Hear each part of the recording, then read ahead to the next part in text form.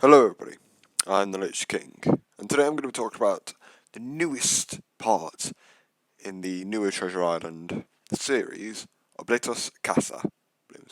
Right.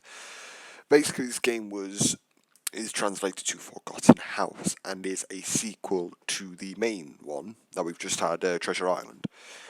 Essentially, it is Jake having therapy and talking about his past traumas on the island to a therapist after he's come home a year later.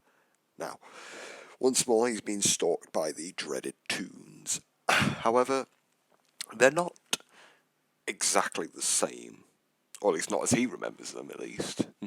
Of course, some return, some have changed. However, though, in this game, we learn of things we have never known. Let's get on with it, shall we?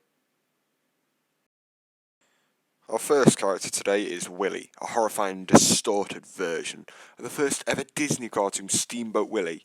I believe it represents the first sins and the first uses of dark magic in Disney. The only way this toon can be tricked is, the normal ways that you deal with these toons. Of course, by shutting off the cameras and making sure that, obviously, they go away before they get into the office. Otherwise, it's going to end with a nasty jump scare. Once more, all of the characters, however, have been distorted or disfigured in some way.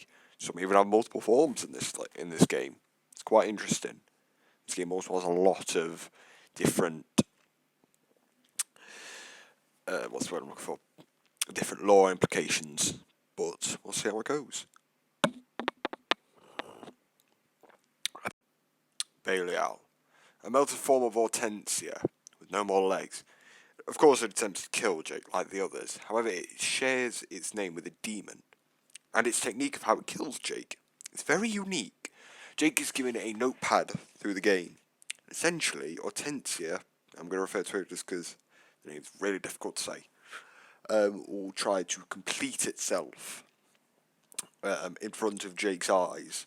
He must use an eraser to stop it.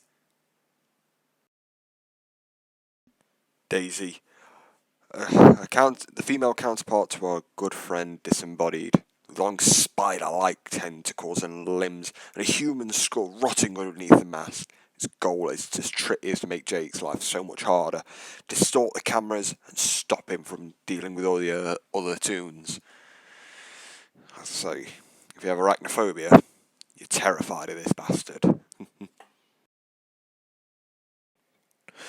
Our good friend, the face, returns once again, this time with teeth. What a man. Finally able to dentistry. However, he's got different skills this time.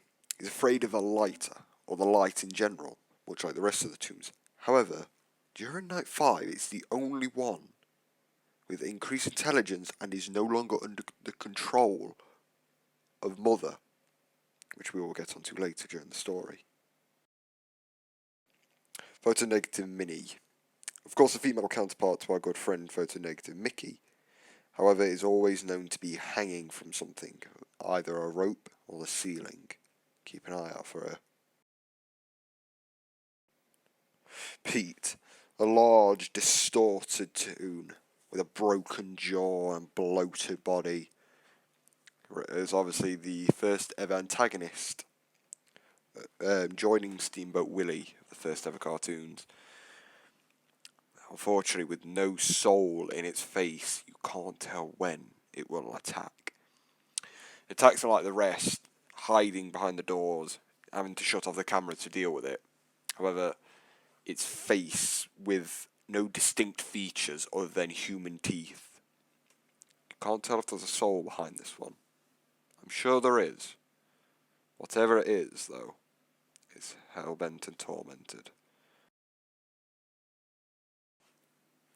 Dippy. Finally, our good friend Acephalus has finally got himself his head back together. Also, this thing is melted like the others. However, it also has distinctly rotten human teeth. This one, however, is one of the most unique ones. It acts more aggressive than the others. If it is not lured away from the front door using the music box and the cameras, it will go outside and break and break the window, this essentially becomes the game over immediately, as he's able to enter and kill Jake once and for all. It's also a callback to his original name, which was Dippy Dog instead of Goofy. Unfortunately, it's been corrupted. Hopefully, Jake finds a way to free its soul. Or ends up killing it. Whatever works, I guess. This demon of sorts leads the Toons like a cult. They follow its orders. However, though, this time it has 3 different forms. Its true form is shown when after Hourglass is burnt underneath the island. Mick Mick. However, though, it has 2 different forms. Regular Mick Mick, which is look like a really creepy Mickey. And the one that I like to call Long Boy. Its goal is to murder Jake once and for all and free it, and free their children. Her children, should I say. And we'll speak to Jake as well throughout the night. Don't trust it. Hourglass. Remember this freak of nature? A conglomerate machine of all of the previous souls, except for the face. It lurks underneath the island during the in-between nights, in the tunnels. You must escape it while in the tunnels attempting to look for an exit. During night 4, though, you find it and kill it. Good riddance. The Shades. A cool couple of ghosts used in the death minigame that you can do when you've been jump scared by another character. Essentially, it's just another way to bring yourself back, like the Gulag, except a lot more terrifying. These, however, all follow a very similar trend. No legs, distorted faces, slightly burnt clothes. This could imply that the souls of each of them have been horrifically mutilated in the past. Some of these even take inspiration from other creepypasta legends. Hope these things don't come to the real world, though. God, it would be a nightmare, wouldn't it? Well, that is all of the characters, because the rest in the things are actually non-canon, because they include a couple other things like Smile Dog and all them. Well, except for one. I'll get on to him. Celesta, the human voodoo doll, forever tormented with its souls. I think I know why this thing is in the game. This is what Disney used to make its human cartoons. I will explain this in the story video that I will upload eventually. This thing is enormous, and with a forever face of torment, it wanders the land of Treasure Island, wanting to claim its next soul. I won't go near it if I were you.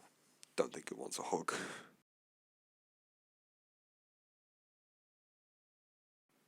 Oh, how could I forget you, Mortimer, the creepy demon you are.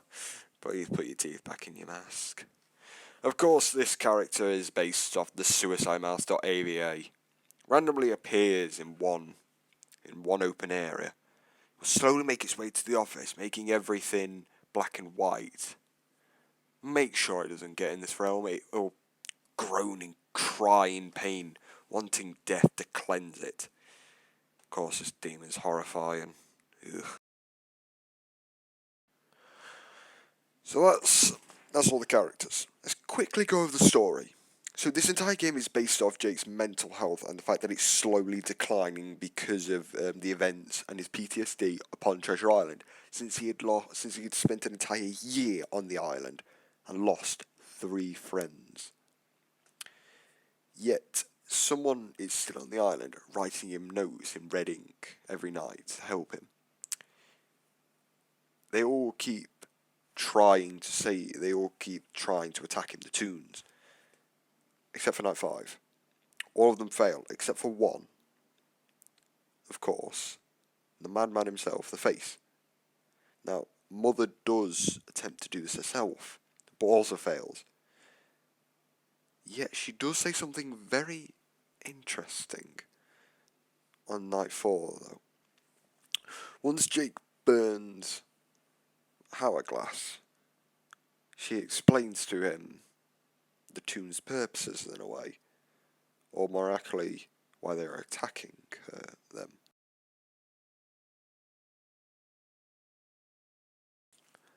Now, when Jake burns Hourglass in a room, in a massive room that basically locks him into, should I say, she says, they have done nothing to you. And then after going on a little bit of a rant, she says, and you killed them. This could imply one of two things. Either when he burned Hourglass, it in a way tormented the souls even more, or Jake knows these souls, and he is the one that kills them before. Again, this could also link with the original timeline, but who knows?